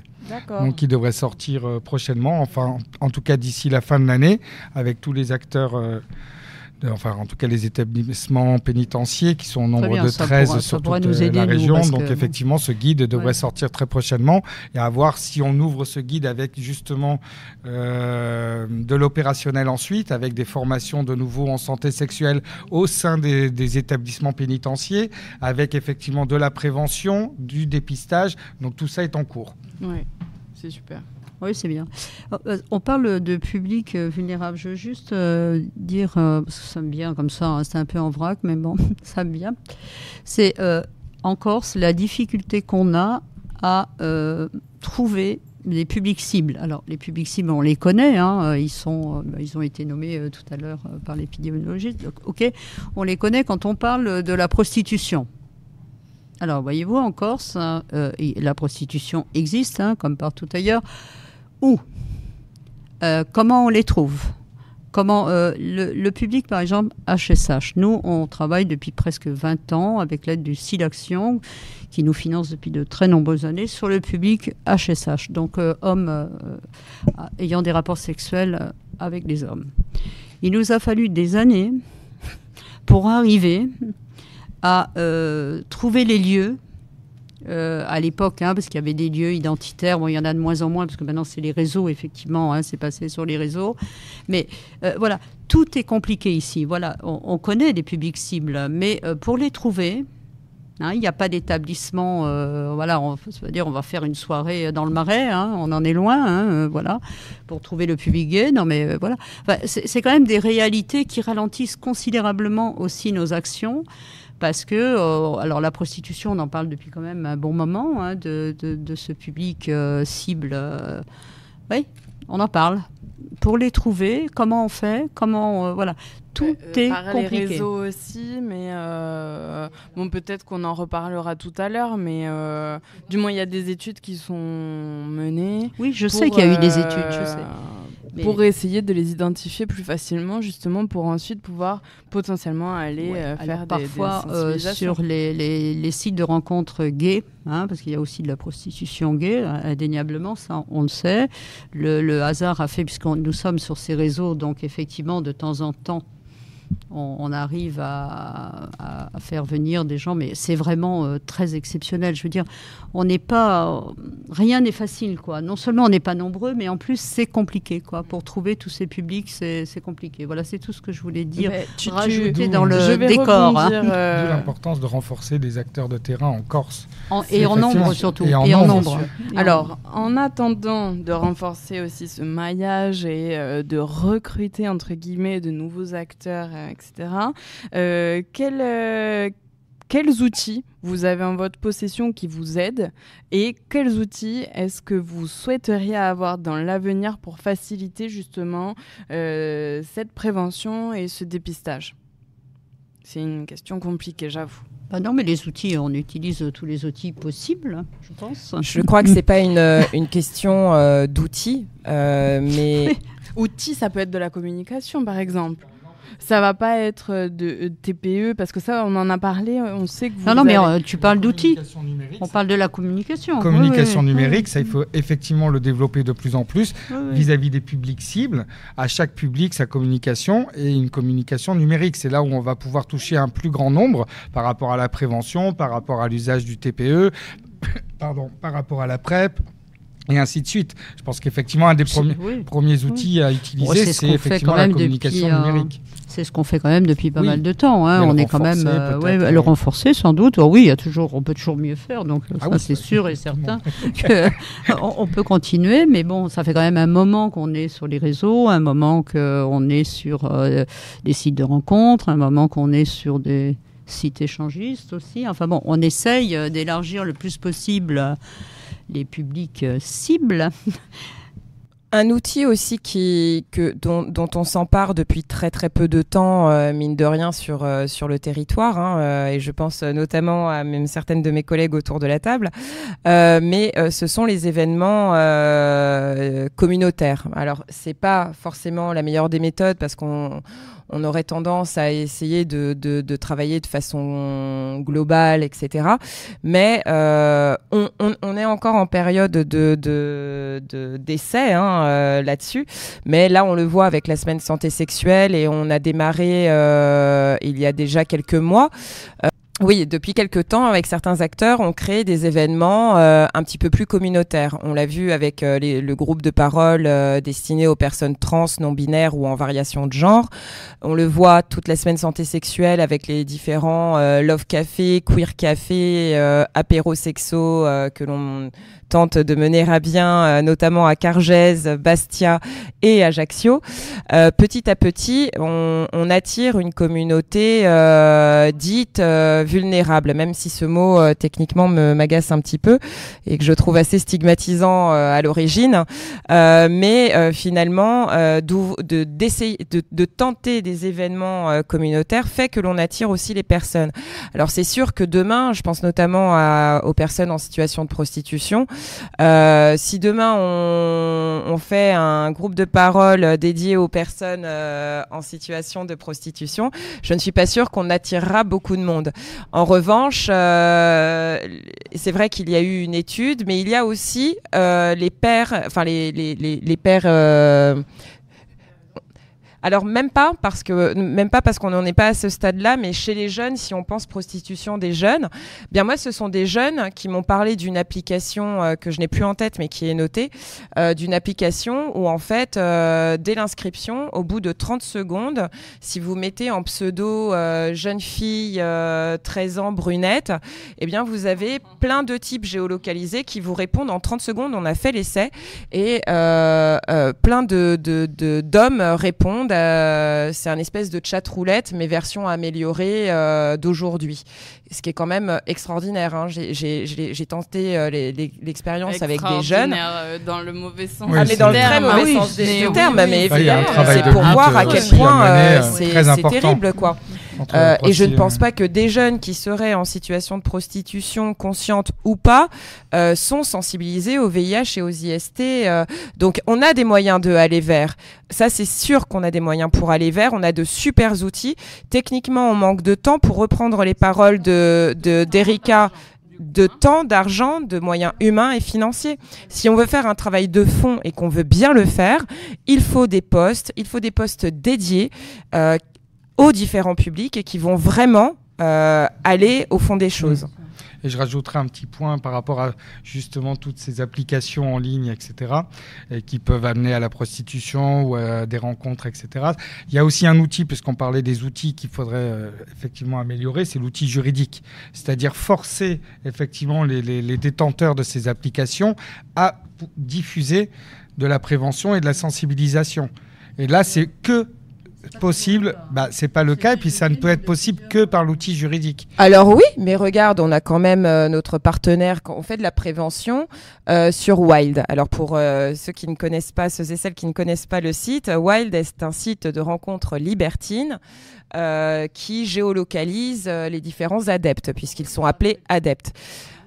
Pour rappel, en Corse, en plein mois d'août à 15h, il y avait plus de 660 profils connectés en 2022.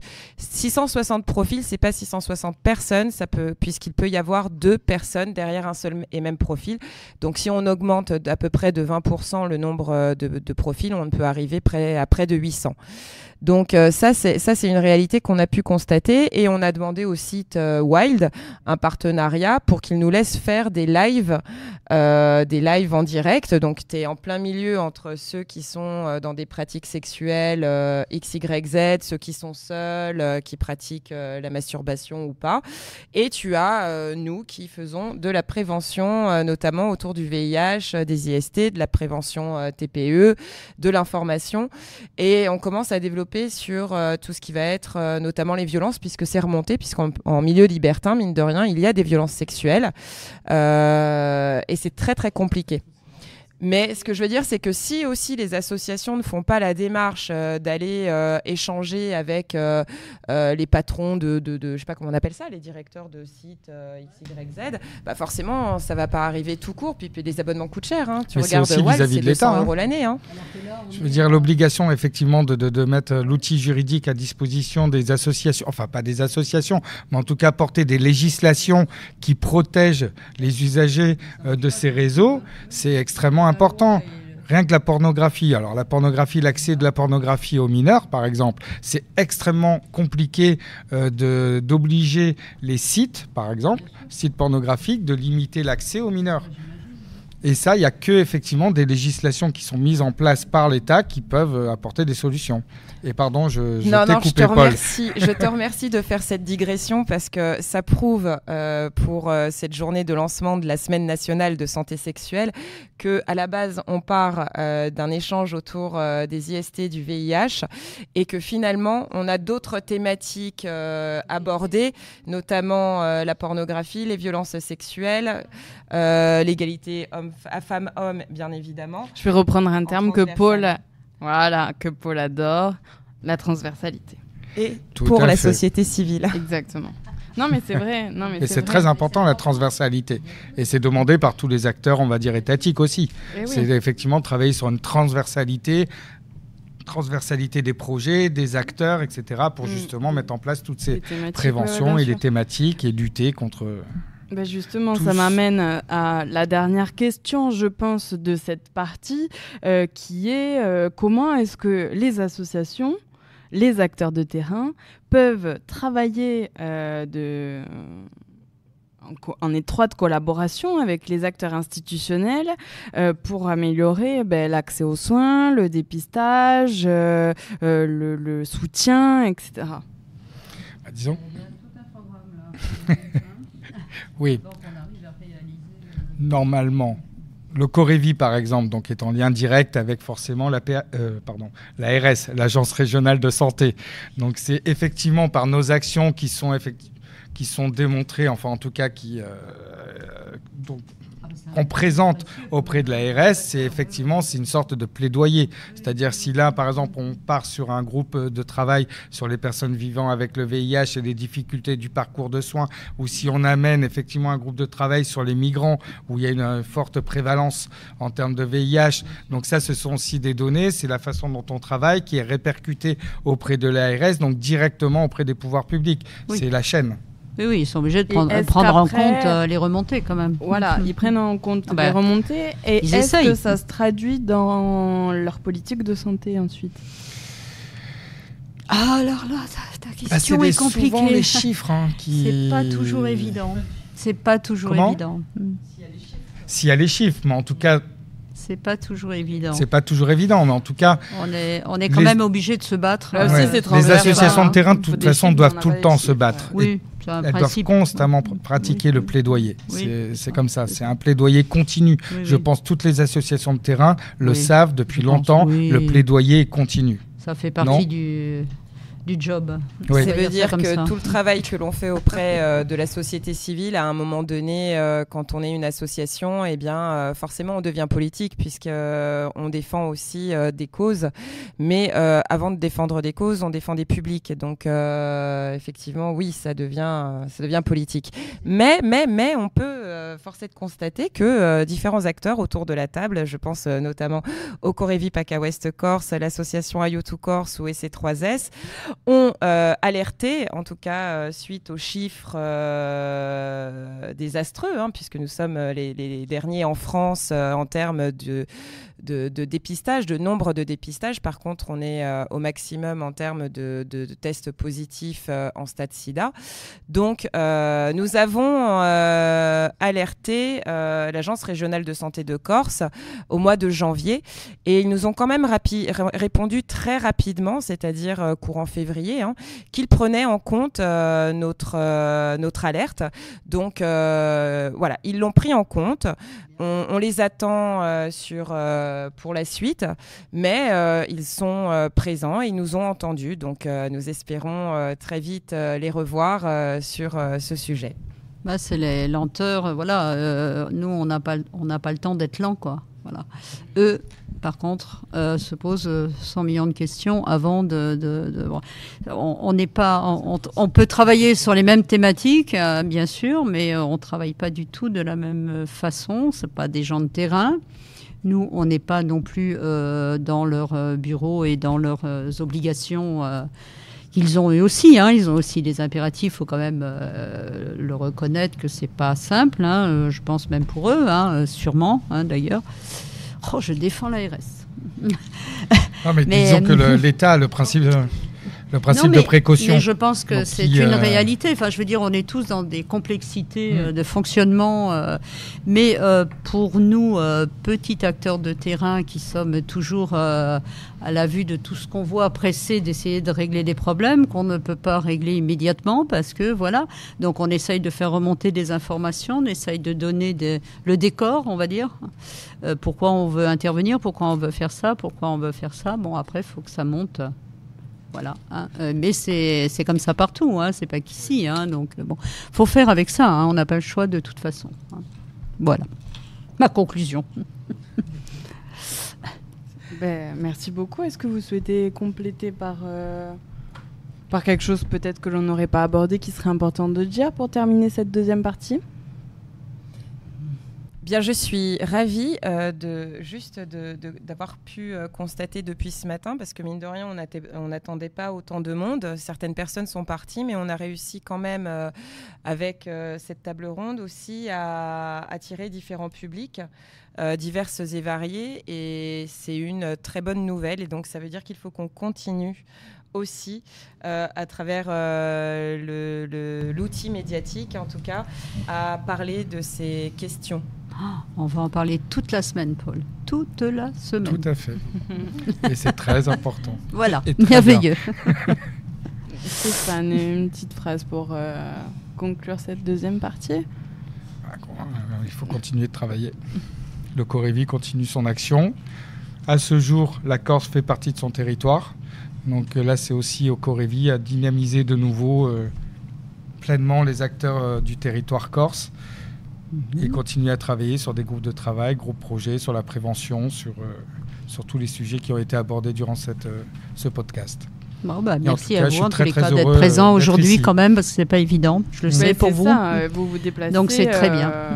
Particulièrement pour cet événement. Oui, Tout mais à fait. je trouve que c'est délicat quand même de faire ça. On sait qu'eux aussi ont la semaine de santé sexuelle dans leur région. Bon, c'est quand même pas évident tout ça, hein, parce que donc merci à vous deux. Et Merci aussi, maintenant qu'on se connaît, Stéphane, j'espère qu'on aura l'occasion de te recevoir beaucoup plus souvent en Corse. Avec Parce plaisir. il faudra une immersion pour que tu rencontres quand même tout le monde. Tout à fait. Puis il y a du boulot. Il y a du boulot. Mais je saurais être guidé. Pour cette dernière partie, on va parler encore plus des besoins de terrain et des acteurs, en croisé avec les politiques de santé. Et aussi, si vous avez des questions, vous pouvez venir au micro pour poser vos questions ou peut-être même dire quelque chose qui vous semble important de dire.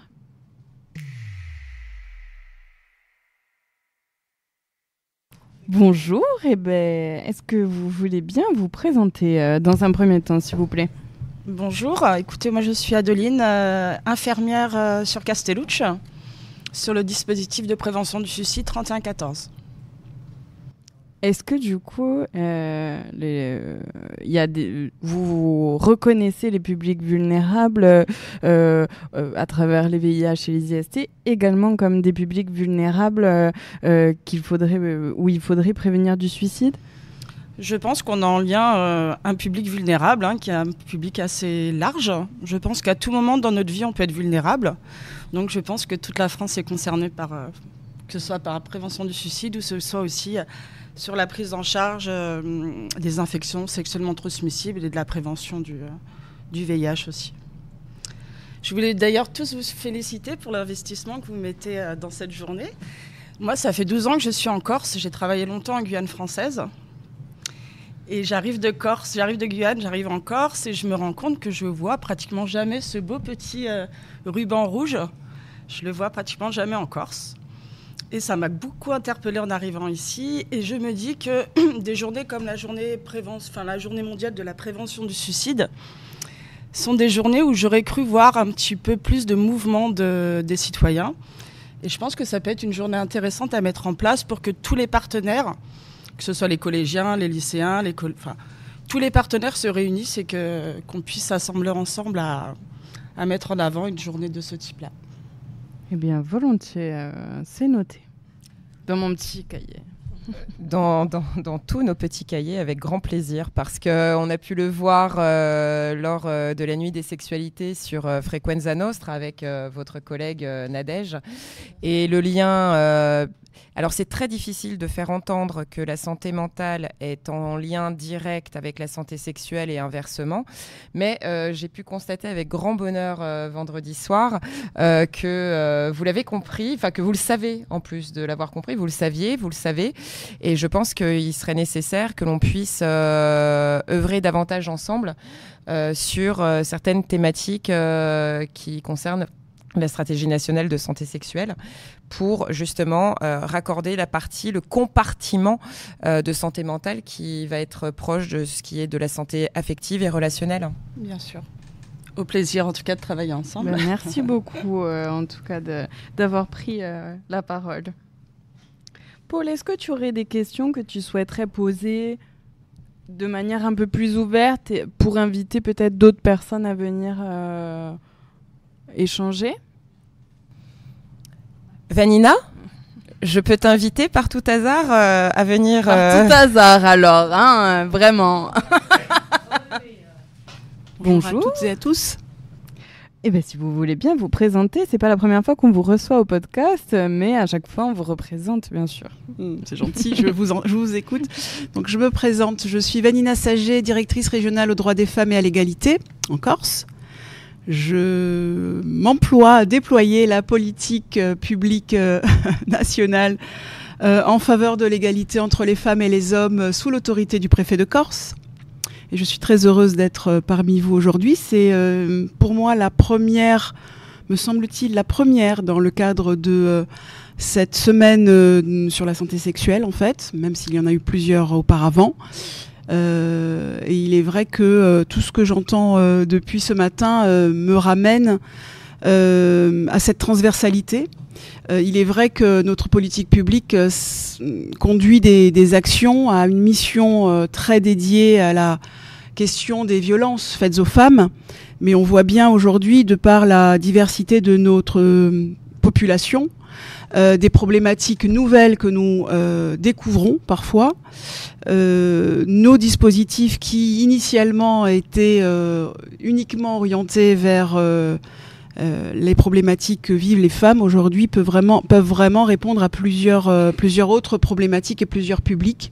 On a parlé de la prostitution, bien sûr, mais on sait qu'il n'y a pas que les femmes qui sont dans des situations de prostitution. Vous l'avez dit, il est très difficile de détecter des situations.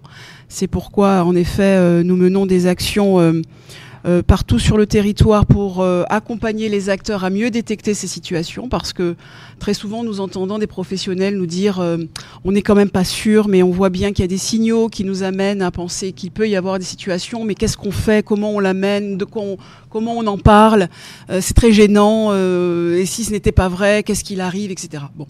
Donc on voit bien que il y a des opérations très concrètes, et puis il faut être très pragmatique, on le sait bien avec les acteurs de terrain. Vous l'avez dit, cet écart de temps entre la vie administrative et la vie des acteurs associatifs est parfois un petit peu trop grand, mais on essaye de le réduire, chacun dans nos institutions. En tous les cas, oui, il faut être pragmatique. Donc on a parlé en effet de la prostitution, mais il y a plein de choses qui m'interpellent, en effet, sur des questions, moi, que je ne me suis pas encore totalement posées, et grâce à vous, je vais pouvoir le faire plus encore. La question du suicide, la part des femmes aujourd'hui, notamment qui sont amenées à faire ce terrible choix de passer à l'acte. Nous savons aussi que sur le nombre de féminicides que nous comptons en France, il y a une part encore peu visible sur le nombre de suicides de ces femmes qui finalement se donnent la mort pour éviter à ce contexte dramatique qu'elles vivent depuis parfois de très très nombreuses années. Donc le suicide, moi, c'est en effet, j'ai eu la chance grâce à ces 3S, de rencontrer un nouveau partenaire aujourd'hui, que madame vous avez représenté au sein de l'hôpital de Castellucci, qui me semble vraiment important de pouvoir échanger ensemble. Et puis la question aussi des publics, notamment des femmes, pardon d'insister, mais c'est important quand même, qui sont touchées par le VIH, évidemment. Je suis aussi en effet très intéressée pour voir comment on peut travailler plus ensemble sur ces questions-là, comme on pourrait le faire finalement sur les femmes qui souffrent de cancer. Il y a des actions qui sont menées, mais aujourd'hui je ne sais pas s'il y a des actions vraiment menées pour ce public particulièrement touché par le VIH. Donc voilà, c'est un appel, un appel à manifestation en tous les cas des acteurs ici présents, mais c'est intéressant qu'on en parle tous ensemble. Voilà ce que je voulais dire. Oui, c'est vraiment très important même de parler d'intersectionnalité. En fait, on va parler de femmes, mais on va parler ensuite de femmes avec un handicap, de femmes avec le VIH et qui peuvent être aussi un public qui peut recevoir des violences, entre guillemets, plus facilement. Enfin, elles sont plus touchées en tout cas. Et ça peut être pas uniquement des violences physiques, mais du coup des violences morales, avec le parcours de soins notamment, qui peut être vraiment vécu comme une violence. Ça peut être une violence institutionnelle. Enfin, c'est vraiment important de croiser toutes ces données-là, mais c'est encore plus compliqué. Et il y a, du coup, vous l'évoquiez, la prostitution. Et depuis quelques années, vous faites notamment une étude de terrain pour identifier, entre guillemets, plus facilement des situations de prostitution, ou pour répondre peut-être à ce qu'on disait tout à l'heure avec Sylvie, est-ce qu'il y a des moyens de d'aller vers ce public. Est-ce qu'on connaît en Corse maintenant ? Alors, chaque opérateur, que ce soit peuvent être les enseignants ou encore les équipes éducatives dans les établissements scolaires ou bien vous, partout où vous rencontrez du public, vous êtes susceptible d'être face à des personnes qui sont dans des situations prostitutionnelles. Mais évidemment, vous l'avez dit, si vous faisiez un atelier pour attirer ce public, il y a fort à parier que personne ne se présentera. Donc c'est aussi souvent... on expose des personnes qui sont dans des situations de honte très souvent, et donc il est difficile pour elles de se manifester tout simplement. C'était un petit peu ce qu'on avait pu constater il y a quelques années. Maintenant ça va légèrement mieux grâce à certains outils, mais les femmes victimes de violences qui ne se manifestaient pas parce qu'elles éprouvaient dans un premier temps un sentiment de honte. Là on est sur la prostitution est une violence à part entière. C'est pour cela aussi que la Direction régionale aux droits des femmes essaye de travailler sur cette violence à part entière. Donc je crois qu'aujourd'hui, ce dont on peut se féliciter, enfin je crois, c'est de pouvoir peut-être se dire que ce sujet est moins tabou sur notre territoire. Il y est encore un peu, mais on voit bien qu'il y a quand même un petit peu plus d'acteurs qui viennent prendre part à la discussion, sans pouvoir se dire non, chez nous, comme on a pu l'entendre par le passé, oui, il n'y a pas de prostitution. Hein. Exactement, comme les violences. Donc aujourd'hui, on se rend compte que finalement, lorsqu'on est nombreux à partager une expérience, on est un peu moins isolé, donc on en parle peut-être davantage, et donc en l'occurrence, on en fait moins un sujet tabou. Voilà. Donc moi, j'espère que vraiment dans les futures années, on sera là encore à se dire que peut-être que comme pour les violences, nous le regrettons, il y a plus de faits de violence en Corse. Mais parce que aussi les femmes qui sont accompagnées le plus souvent révèlent ces situations de violence, et bien peut-être que demain, lorsque nous aurons bien travaillé sur les outils de détection de situations de prostitution, nous aurons davantage de dépôts de plaintes et que nos procureurs seront plus confrontés à traiter ces situations, ce qu'ils ne font pas aujourd'hui parce qu'il n'y a pas de situation, ou très peu. Donc c'est un petit peu une analyse qu'on peut faire de tout cela. Libérons la parole lorsque des personnes, femmes ou hommes, en effet, là pas de distinction hein, évidemment, sur les violences qu'ils vivent. Et si je peux me permettre, Sylvie, en vous entendant parler aussi, ce dont je me rends compte, c'est notre responsabilité à tous de pouvoir aussi bien accueillir ce public. On leur doit véritablement, au-delà des compétences que nous devons avoir de là où nous sommes lorsqu'on intervient face à elles, nous devons véritablement ne pas lésiner sur la formation et la sensibilisation. C'est-à-dire que je considère aujourd'hui, et en tous les cas c'est mon cheval de bataille, de pouvoir mieux sensibiliser les professionnels de terrain pour mieux accueillir ces publics. Moi, je parle particulièrement des femmes victimes de violences et de leurs enfants.